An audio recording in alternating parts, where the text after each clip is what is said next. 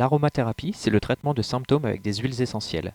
Le terme aromathérapie peut prêter à confusion car il ne s'agit pas uniquement d'odeur, mais d'un arsenal thérapeutique complexe et complet qui peut compléter, voire remplacer des traitements classiques sous certaines conditions et est très à la mode en ce moment. Les premiers récits d'utilisation des huiles essentielles remontent au temps des aborigènes d'Australie il y a 40 000 ans.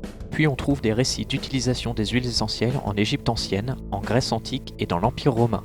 En France, au XIXe siècle, les ébauches de l'aromathérapie sont posées grâce aux premières analyses d'huiles essentielles par Louis Pasteur et Charles Chamberland qui étudient les effets des huiles essentielles sur le bacille du charbon. René-Maurice Gattefossé étudie les propriétés des molécules aromatiques et fonde la Société française de produits aromatiques. Il baptise la discipline d'aromathérapie en 1935 dans son livre Aromathérapie, les huiles essentielles.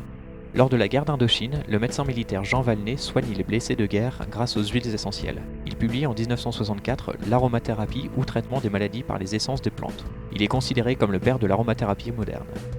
La principale erreur qui est faite avec l'aromathérapie est de croire qu'il s'agit d'une médecine douce, au même titre que la phytothérapie, la médecine par les plantes, car c'est un produit naturel, donc ça ne peut pas faire de mal.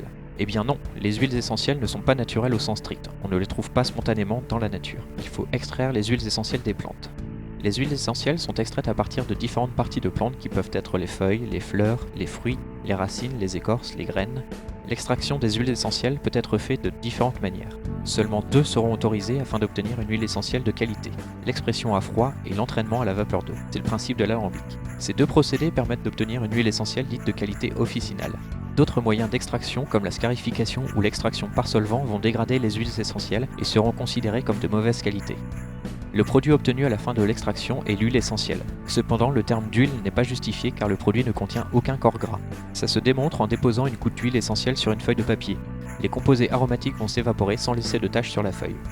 Afin de choisir la bonne huile essentielle, il faut savoir comment elle s'appelle. Vous avez peut-être déjà vu qu'il existait beaucoup de noms différents pour une même huile essentielle. Par exemple, la lavande qui peut s'appeler lavande vraie, lavande officinale, lavande fine. D'autre part, il existe également la lavande aspic, le lavandin imbrial, le lavandin super. Pour s'y retrouver, il faut absolument connaître le nom latin. C'est uniquement lui qui va permettre de faire la différence entre tous ces noms. La lavande officinale, vraie, fine, est en fait la même chose, Lavandula angustifolia. La lavande aspic se nomme Lavandula latifolia spica, le lavandin super, Lavandula burnati super. L'utilisation du nom latin permettra également d'éviter les confusions entre 2 huiles essentielles comme le Ravinsara, Cinnamomum camphora très populaire, et le Ravasar aromatique, Ravensara aromatica. Ces exemples vous montrent bien, rien qu'à partir de la dénomination, qu'il faut être très prudent lors du choix et de l'utilisation de vos huiles essentielles.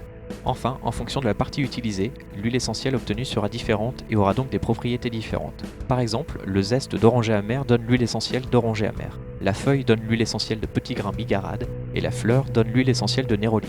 Encore une fois, attention au nom latin.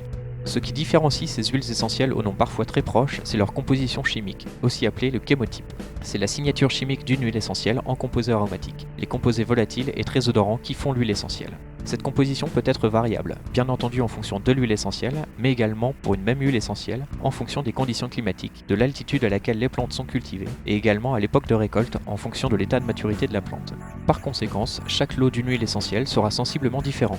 La composition de chaque huile essentielle avant commercialisation est vérifiée. On sépare par chromatographie les huiles essentielles afin d'en connaître la composition. Cette étape permet d'obtenir une huile essentielle dite chémotypée ou encore botaniquement et biochimiquement définie. Dernier point, afin de garantir la qualité de vos huiles essentielles, il faut qu'elles soient entières, ça veut dire non synthétiques, non reconstituées et non coupées. Certaines molécules d'une huile essentielle pourraient être retirées pour éviter des réactions allergiques par exemple. Le problème, c'est que l'intérêt et l'efficacité des huiles essentielles, c'est qu'elles soient entières. C'est la complexité et la totalité, aussi appelée totum, de la composition chimique qui donne l'efficacité des huiles essentielles. Les labels bio vont garantir une qualité de culture et de traitement des plantes qui sont intéressants, mais pas forcément obligatoires. Certaines plantes peuvent être difficiles à cultiver en suivant les protocoles bio. Nous avons donc vu 4 points essentiels afin de garantir la qualité des huiles essentielles, le nom latin, le chémotype, le label bio et le totum.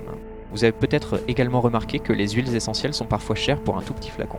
Le prix dépend de la quantité de plantes nécessaire à la fabrication. Une plante qui va donner beaucoup d'huile essentielle sera moins chère qu'une plante qui va donner très peu d'huile essentielle. Par exemple, une tonne d'eucalyptus globuleux, Eucalyptus globulus, donne 20 kg d'huile essentielle. Autre exemple, une tonne de rose de Damas, Rosa damascena, donne 3 g d'huile essentielle. Cela illustre la différence de prix, mais aussi la présence sur le marché d'huile essentielle falsifiée ou coupée. Faites bien attention lors de l'achat de vos huiles essentielles, préférez les magasins bio, les pharmacies ou certains sites internet. D'autre part, faites attention au prix au litre de l'huile que vous achetez. Vous verrez affiché en gros le prix du flacon, mais vérifiez la quantité d'huile essentielle présente dans le flacon. Afin de préserver la qualité de vos huiles essentielles, il faut les conserver à l'abri de l'air en refermant le flacon après utilisation, à l'abri de la lumière dans le flacon teinté bleu ou brun et en remettant le flacon dans la boîte en carton d'origine. Enfin, il faut les protéger de la chaleur. Les huiles essentielles se conservent entre 1 et 3 ans après ouverture.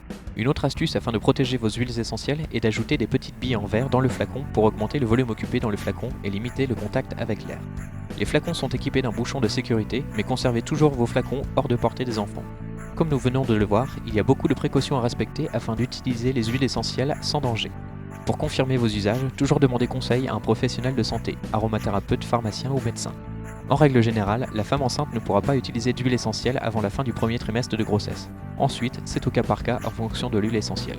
Aucune huile essentielle chez la femme allaitante. Chez les enfants, c'est au cas par cas selon l'huile essentielle, mais rien avant 3 mois et jamais par voie orale avant 6 ans.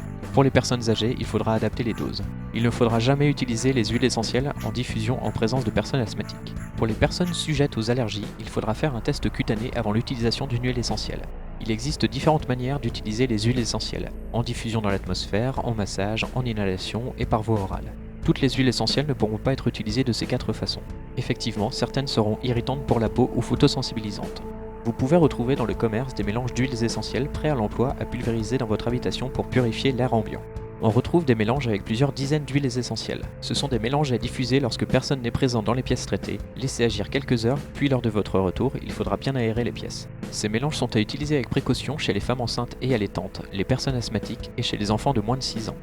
Les propriétés des huiles essentielles sont diverses. Elles peuvent être antiseptiques, anti-inflammatoires, cicatrisantes, antispasmodiques, immunomodulantes, fluidifiantes, calmantes. Certaines huiles sont très connues pour ces propriétés. Le Ravinsara est le grand antiviral des huiles essentielles. Le laurier noble est l'huile essentielle de la confiance en soi. Les huiles essentielles peuvent être utilisées ensemble pour booster leurs propriétés, c'est ce qu'on appelle les synergies. Par exemple, la lavande fine et le petit grain bigaradier sont utilisés ensemble contre le stress. En plus de ces propriétés, les huiles essentielles peuvent malheureusement être toxiques si elles sont mal utilisées. La toxicité est variable en fonction du chémotype de l'huile. Les grandes règles sont de ne jamais appliquer d'huile essentielle dans les yeux, les muqueuses nasales, conduits auditifs, la zone anogénitale. Un exemple important de toxicité d'huile essentielle dans un usage normal est la diffusion d'huile essentielle d'agrumes qui sont photosensibilisantes. Il faut rincer les parties du corps exposées aux huiles essentielles, visage, cou et bras, sinon vous risquez des coups de soleil importants.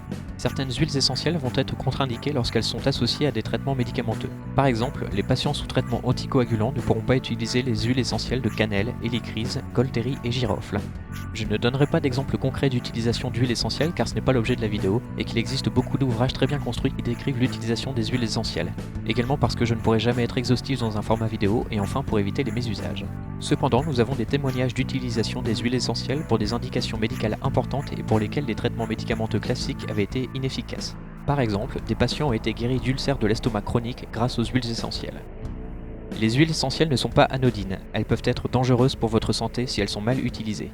Demandez toujours l'avis d'un professionnel de santé. Faites attention à la qualité des huiles essentielles que vous achetez. Privilégiez toujours la qualité avant le prix. Merci à tous d'avoir regardé cette 3e vidéo de Pharmasilica. Si elle vous a plu, merci de mettre un pouce vers le haut. N'hésitez pas à commenter et partager cette vidéo afin de permettre à la chaîne d'évoluer. Vous pouvez toujours suivre Pharmasilica sur Facebook et Twitter. Prenez soin de vous et à bientôt pour une nouvelle vidéo de Pharmasilica.